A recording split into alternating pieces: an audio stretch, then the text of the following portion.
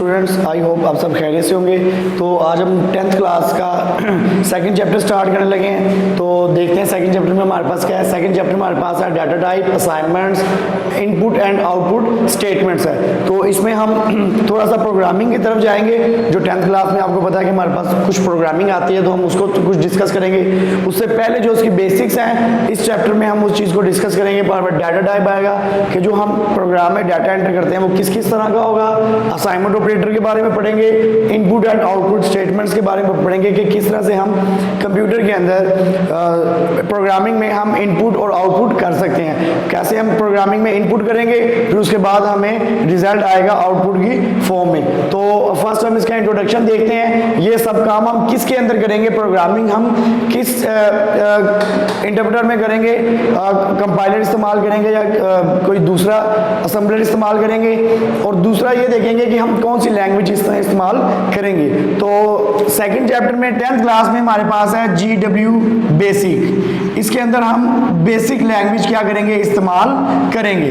Basic language हमारे पास देख लें क्या रहता है, क्या होता है। The BASIC language was developed John Kemeny and Thomas Kurtz in 1963। इन दोनों ने मिलकर 1963 में क्या किया था, ये लैंग्वेज को डेवलप किया गया था एट डरमाउथ कॉलेज, USA, अमेरिका में ये बनी थी डरमाउथ कॉलेज के अंदर।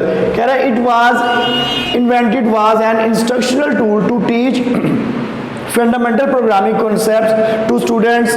ये किसके लिए बनाई गई थी, फंडामेंटल प्रोग्रामिंग के लिए बनाई गई थी, ताकि बच्चों को, स्टूडेंट्स को बेसिक प्रोग्रामिंग सिखाई जा सके कि प्रोग्रामिंग होती क्या है, और उसमें हम बेसिक छोटे छोटे से प्रोग्राम बना के स्टूडेंट्स को अंडरस्टैंड करवा सकें कि किस तरह से प्रोग्रामिंग में काम किया जाता है। अगर basic stands for beginners all purpose symbolic instructions course. ये बिगिनर्स के लिए नॉर्मली है कि स्टूडेंट्स जो प्रोग्रामिंग नहीं करना स्टार्ट करते, तो ये बेहतरीन प्लेटफॉर्म है कि हम इसके अंदर उनको प्रोग्रामिंग को सिखा सकते हैं GW बेसिक में।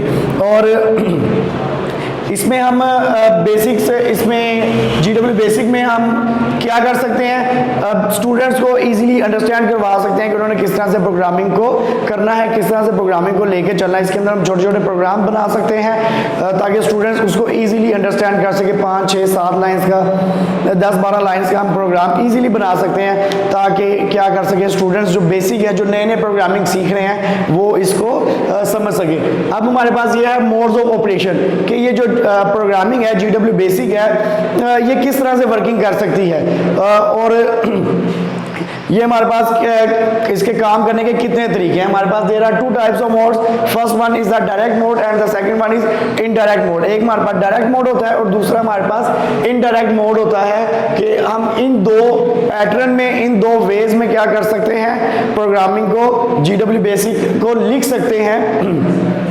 फर्स्ट हमारे पास डायरेक्ट मोड है। डायरेक्ट मोड में हम देखते हैं कि commands are executed as they are typed. इसमें हमारे पास क्या होता है, डायरेक्ट मोड में जैसे मैं आपसे डायरेक्ट बात कर रहा हूं, मेरी बात आप तक डायरेक्ट पहुंच रही हो। इसमें हमारे पास क्या होता है डायरेक्ट मोड में कि जैसे ही हम लिखेंगे, लिख के एंटर करेंगे, फौरन हमारे पास डिस्प्ले पे क्या हो जाएगा, आंसर शो हो जाएगा। इसको हम क्या कहते हैं, डायरेक्ट मोड कहते हैं। कह रहा है एज दे आर टाइप्ड, जैसे ही हम टाइप करते हैं फौरन हमारे पास क्या आ जाता है, रिजल्ट आ जाता है। कह रहा है कि result of arithmetic and logical operation can be display immediately, कि फौरन हमारे पास क्या आ जाता है, रिजल्ट इसका आ जाएगा।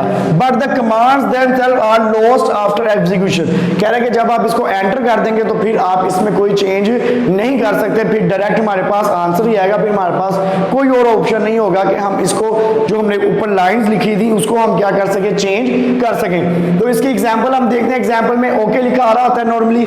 ओके का मतलब होता है कि आपके पास जो आपका इंटरप्रेटर है जिसके अंदर आप प्रोग्रामिंग लिख रहे हैं, आमतौर पे हम क्या करते हैं, डोस भी इस्तेमाल कर सकते हैं। उसके अलावा हम GW बेसिक का जो कंपाइलर है वो इंस्टॉल करते हैं अपने कंप्यूटर में, ताकि हम GW बेसिक इसके अंदर लिख सकें। तो हमारे पास क्या है, ओके लिखा आता है। इट्स मीन कि आपका जो प्रोग्राम है, जो आपकी ब्लैक सी विंडो डिस्प्ले हो रही होती है, वो डायरेक्ट मोड के अंदर है। ये आपने हमेशा याद रखना है। जब भी ओके लिखा आ रहा होगा, इट्स मीन के your interpreter are ready for for typing. तो यहाँ पे हम लिखेंगे प्रिंट 786 डिवाइडेड बाय 3।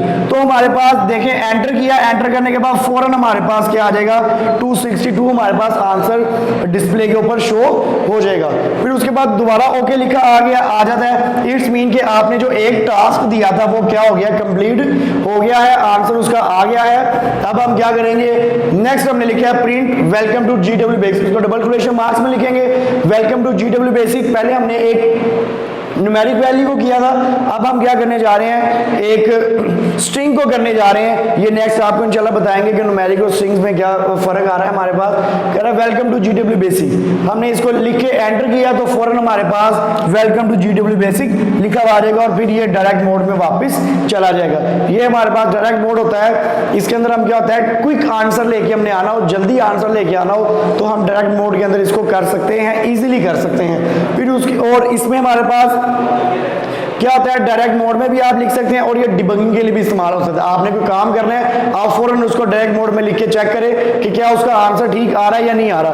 अगर उसका आंसर ठीक आ रहा है, इट्स मीन जो आपने ऊपर प्रोग्राम, जो आपने कमांड्स लिखी थी वो सही काम कर रही हैं, तो आप उसको अपने प्रोग्राम में शामिल कर सकते हैं। ये तो ये डिबगिंग के लिए भी हमारे पास बहुत फायदेमंद है।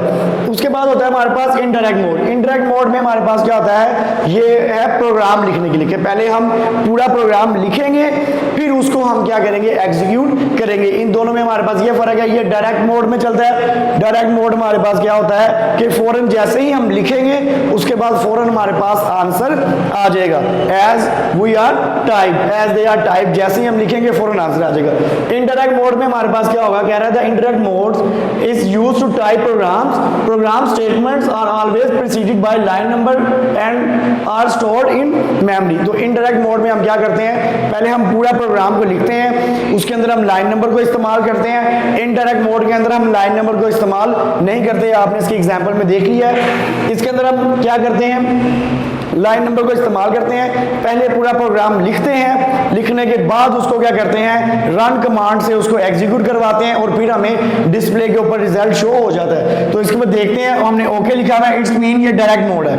हम क्या करेंगे, ऑटो लिखेंगे। सबसे पहले ऑटो क्या होता है, ऑटोमेटिक लाइन नंबर चलाने के लिए। जैसे लाइन नंबर 10, 20, 30 चलेगा तो वो ऑटो कमांड के जरिए से चलता है। तो फिर हमने ऑटो लिखा, ऑटो से क्या हो जाएगा, यहाँ पे लाइन नंबर 10 लिखा आ जाएगा और ऑटोमेटिकली आगे लाइन नंबर चलना खुद ब खुद स्टार्ट हो जाएगी जब भी हम एंटर को प्रेस करेंगे। प्रिंट लिखा है 786 डिवाइडेड बाय 3 है। अब मैंने इसका देखा फौरन आंसर नहीं आया। जब मैंने एंटर प्रेस किया तो एंटर प्रेस करने के बाद लाइन नंबर 20 लिखा आ गया, 20 में लिखा। फिर हमने आगे एक लाइन लिखी कि print welcome to GW basic. Print हम यहाँ पे क्यों इस्तेमाल करते हैं, बार बार हमने इससे पहले भी इस्तेमाल किया है। प्रिंट हम इसलिए इस्तेमाल करते हैं कि प्रिंट के आगे जो भी चीज लिखी हुई होगी वो डिस्प्ले के अंदर हमारे पास आंसर आ जाएगा। तो लिखा हुआ print welcome to GW basic. Program मैंने एंड कर दिया, ये मैंने वैसे ही एहतियातन लिखा है आपको बताने के लिए कि प्रोग्राम एंड हो गया है। उसके बाद कंट्रोल+C करेंगे, कंट्रोल+C करेंगे, उससे क्या हो जाएगा, हमारा प्रोग्राम इनडायरेक्ट मोड से डायरेक्ट मोड में आ जाएगा और यहाँ पे फिर ओके लिखा आ जाएगा। फिर हम इसको रन कमांड से क्या करेंगे, एग्जीक्यूट करेंगे। तो हमारे पास देखिए पहले ये लाइन नंबर 10 एग्जीक्यूट हुई और उसका आंसर 262 आ गया और उसके बाद हमारे पास लाइन नंबर 20 एग्जीक्यूट हुई, इसका answer welcome to GW BASIC आ गया। तो ये हमारे पास था कि GW बेसिक के बारे में, कि GW बेसिक के ऊपर हम प्रोग्रामिंग करेंगे इंशाल्लाह नेक्स्ट। और फिर हम क्या होगा कि इसमें हमारे पास दो मोड होते हैं, डायरेक्ट मोड और इनडायरेक्ट मोड। डायरेक्ट मोड में हम जैसे ही लिखेंगे वैसे ही फौरन हमारे पास आंसर आ जाएगा, इसके लिए लाइन नंबर की जरूरत नहीं होती। इनडायरेक्ट मोड में हम पहले पूरा प्रोग्राम लिखेंगे, उसको इजीली लिखेंगे, फिर उसके बाद हम उसको क्या करेंगे, एग्जीक्यूट करेंगे। फिर हमारे पास दो चीजें हैं, कमांड एंड स्टेटमेंट। ये आमतौर पर पेपर में इसमें क्वेश्चन आता है कि इन दोनों में क्या फर्क है, कमांड एंड स्टेटमेंट में। कमांड एंड स्टेटमेंट में हमारे पास ये फर्क है, जो कमांड है वो डायरेक्ट मोड में चलती है। कमांड हमारे पास क्या होता है, हमेशा डायरेक्ट मोड में चलती है और इसके लिए लाइन नंबर की जरूरत नहीं होती। स्टेटमेंट में हमारे पास क्या होता है, जैसे मैंने यहाँ पे स्टेटमेंट लिखी पहले लाइन नंबर 10, 20, 30, ये एक स्टेटमेंट्स है। फिर उसमें क्या होता है, स्टेटमेंट हमेशा हमारे पास इनडायरेक्ट मोड में चलती है और ये हमेशा लाइन नंबर के अकॉर्डिंगली चलती है। तो आई होप कि आपको ये सारी चीजें समझ आ गई होंगी। तो आज का हमारा चैप्टर जो टॉपिक था वो यही था। Thank you so much.